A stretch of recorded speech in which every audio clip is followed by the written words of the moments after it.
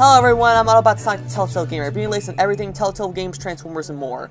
This will be our third video in the Everything You Need to Know About series. For this episode, this will be everything you need to know about Transformers Robots in Disguise Combiner Force, aka possibly the third and final season of Transformers Robots in Disguise. Now this season was announced all the way back in November of 2016, and it's scheduled to start tomorrow, April 29th, at 6:30 in the morning Eastern Standard Time on Cartoon Network. Now this season, similar to how the third season of Transformers Prime Beast Hunters focused on Predacons, Transformers Robots in Disguise Combiner Force will focus more on Combiners, similar to how the Generations toy line of Transformers has the Combiner Wars and the Titans Return line. It's kind of like that. So, for starters, the series was announced back in, like I said, November or December 2016. It was actually announced in October of 2016. So, in that, Hasbro released an official, trademark, description about what to expect from it. So we're going to go ahead and read the description of the series right now. In the upcoming third season of the hit series, the B-Team's ability to work together will be put to their ultimate test. The team faces a new Decepticon threat that is literally the biggest one they faced. A team of 5 Decepticons who can combine to form a giant super robot and pulverize anything that stands in their way.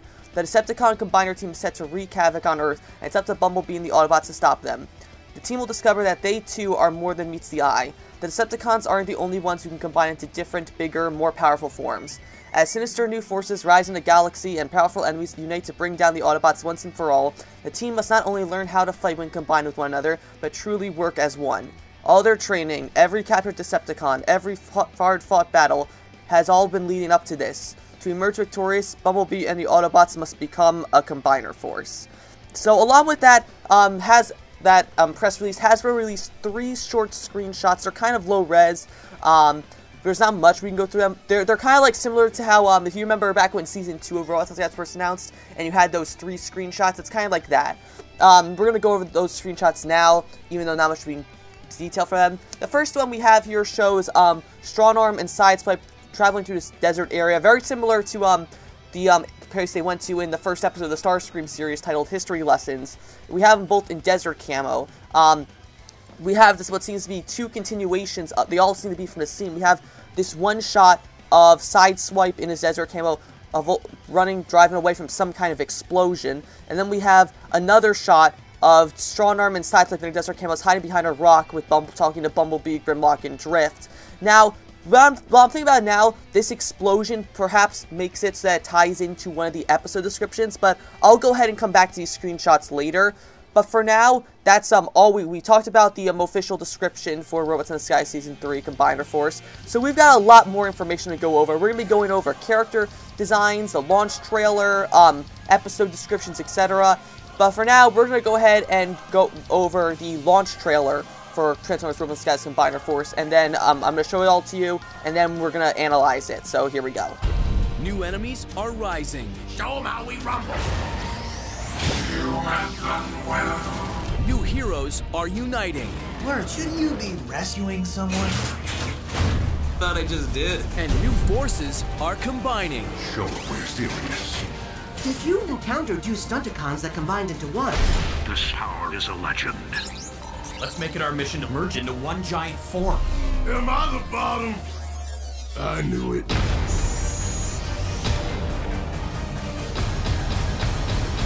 No, it can't be! Transformers, Robots in Disguise, Combiner Force. New episodes air Saturday mornings at 6:30, only on Cartoon Network. So the trailer starts off with what I think is what this show's version of Motormaster, or one of the Stunticons at least. They apparently appear to be battling Strong Arm and Sideswipe. As we see in the next shot, we see one of the Stunticons, possibly Motormaster, jump down off this cliff. In the exact same cliff earlier we saw Sideswipe and Strong Arm driving down. We see him jump down the middle of the road to battle them. We see him fire what looks to me a lot like the Polarity Gauntlet that Bumblebee used back in Transformers Prime. He seems to shoot it at them.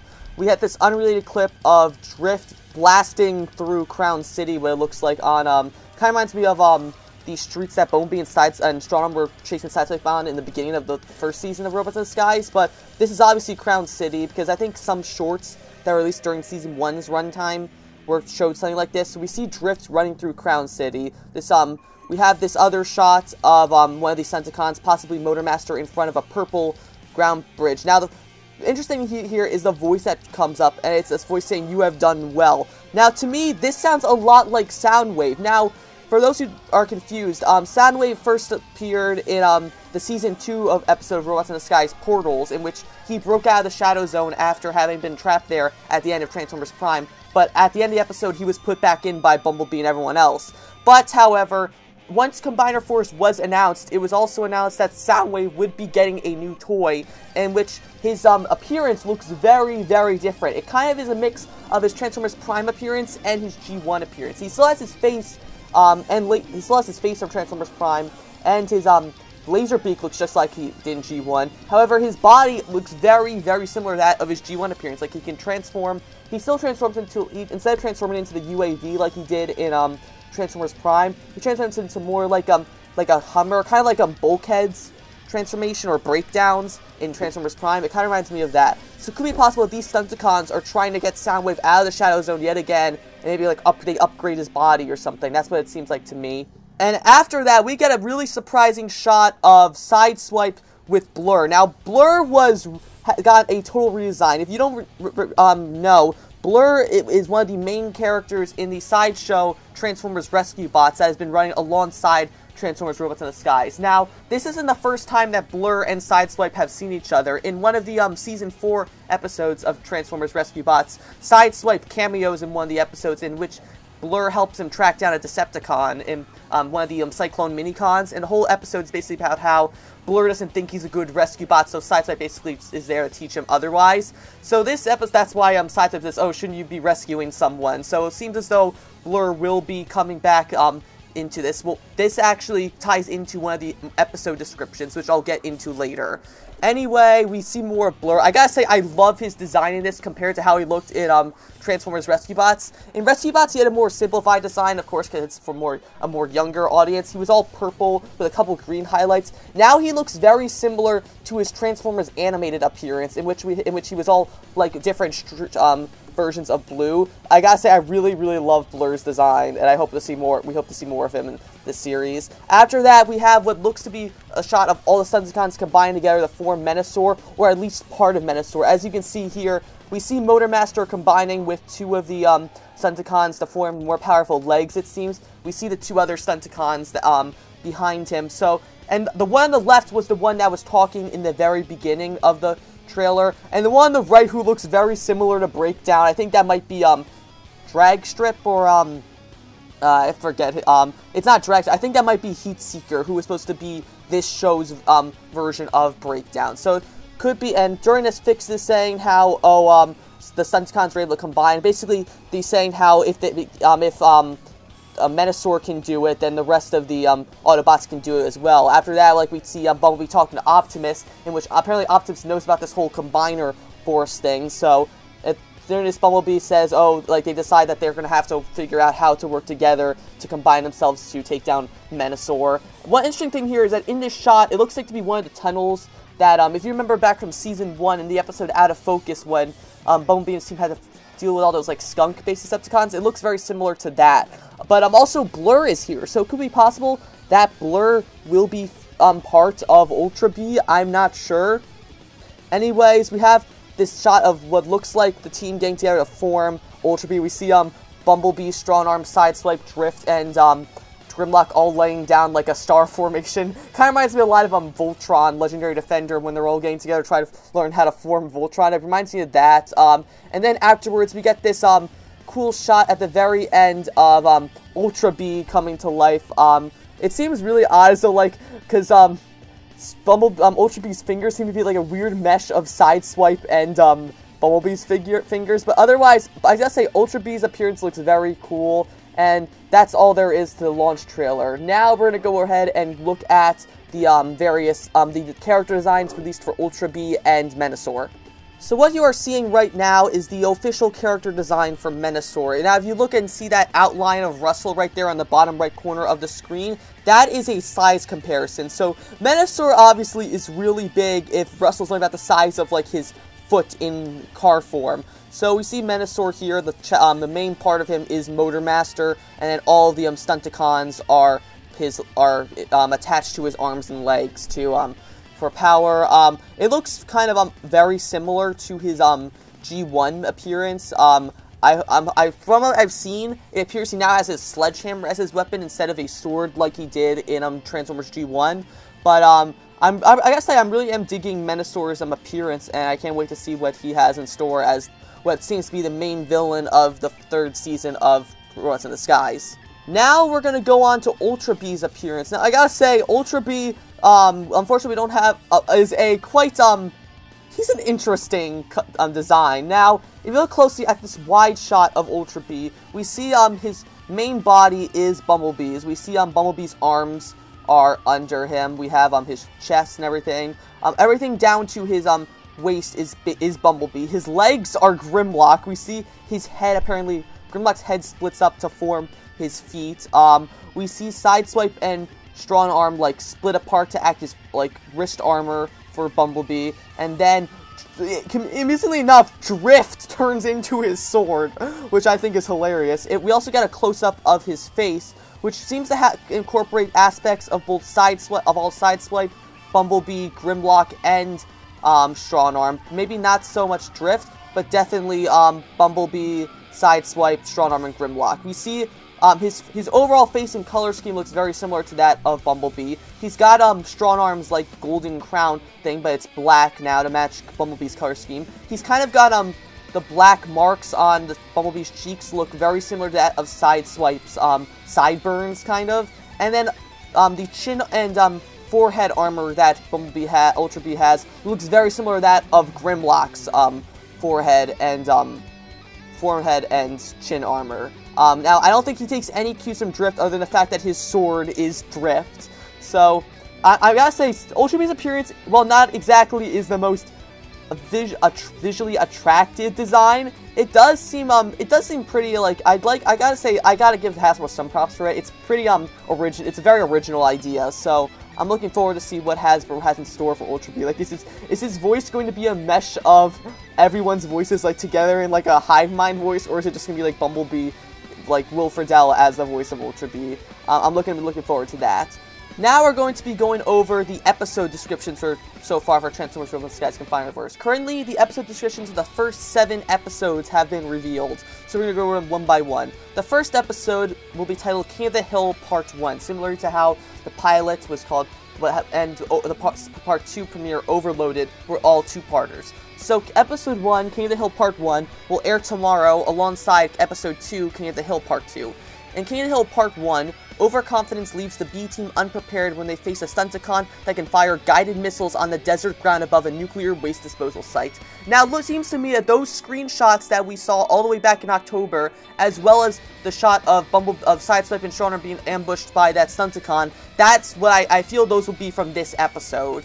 That's in Episode 2, King of the Hill Heart Part 2, the harried Autobot Stunticon enemy proves more formidable and crafty than they anticipated, using his guided missiles to threaten a nuclear waste disposal site. So similarly, this is just going to be a 2-part episode. It's just, it's 2-part because it's long, unlike, the Season 2 premiere Overloaded, which was 2 parts because Part 1 focused more on Bumblebee's side, while Part 2 focused more on Optimus' side.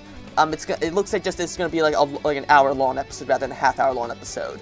Episode 3 will be titled Defrosted. In this episode, Grimlock begs to learn new fighting methods from reluctant teacher Drift and puts them into action when the Autobots travel to the Antarctic to battle the Decepticon Prawn, unfrozen from a melting glacier. Now, to me, this sounds a lot like, if you remember, Polar Claw, I think his name was, from the Overloaded Part 2 that Optimus' team dealt with. It's obviously not the same Autobot, Decepticon, so it seems to me, though, it might be a rehash of that, and seems basically be like a, sort of, bonding episode between Grimlock and Drift, which I'm very happy to see, because we don't get a lot of Grimlock, well, we have gotten a lot of Strong Arm-based episodes, and a lot of Grimlock-based episodes. It's nice to see we're getting a Grimlock episode that doesn't focus on him being dumb like previous episodes have, and it's nice to see also Drift getting episodes as well, so we haven't seen a lot of Drift-based episodes either. And then after that, we have Episode 4, Blurred, which I'm assuming will be the introduction of Blur. After his reckless actions cause the escape of a dangerous Sharktacon, Sideswipe goes out of his way to recapture the con and prove his value to the team in fear of getting replaced by a younger and faster newcomer, the rescue bot Blur. Now, apparently, so this is when Blur will make his appearance. According to episode descriptions, the Decepticon will not be Hammerstrike. Now, remember, Hammerstrike was the Sharktacon that Bumblebee and his team captured all the way back in Season 1. And I think it was in the episode Trust Exercises. And so, that is not it. Apparently, they have another Sharktacon. Sideswipe accidentally gets him go. And apparently, this kind of reminds me a lot of the Season 1 episode, The Buzz on Windblade, in which Strongarm felt that she was being undermined by Windblade. So that's what I feel like that episode's going to be like to me.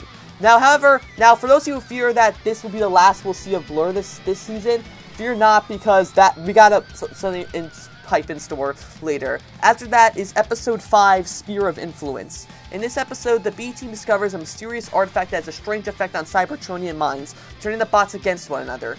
Now, the B-Team must keep obsessed treasure hunter Springload from accidentally destroying Crown City. Now, if you remember, Springload was the frog Decepticon that was all the way back in Season 1, when Strongarm goes on her solo mission with Bumblebee into, like, the Amazon or something like that.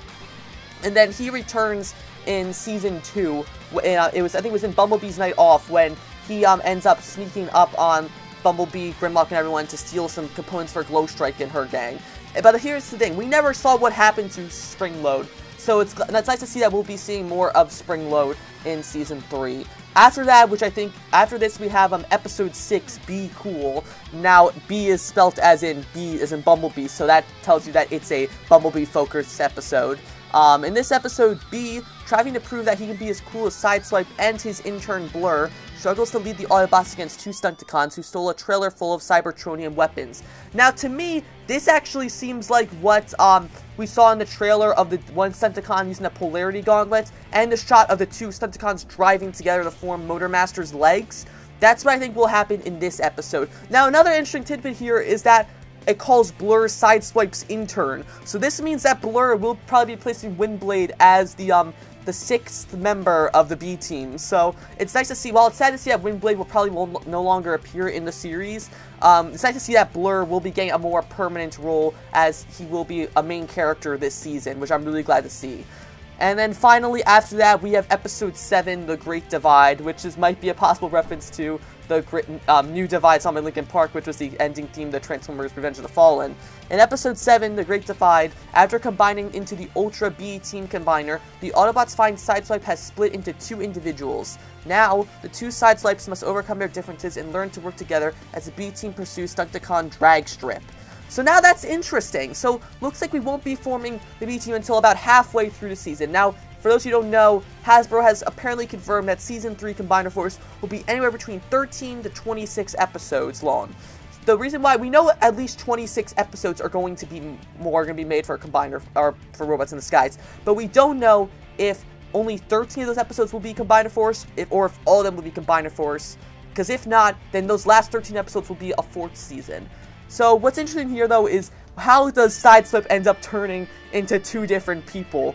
Like, I'm really curious to see, like, what that's going to be like. Will it be, like, one Sideswipe will be, like, nice, the other one will be, like snarky? That's what I have a feeling it will be like.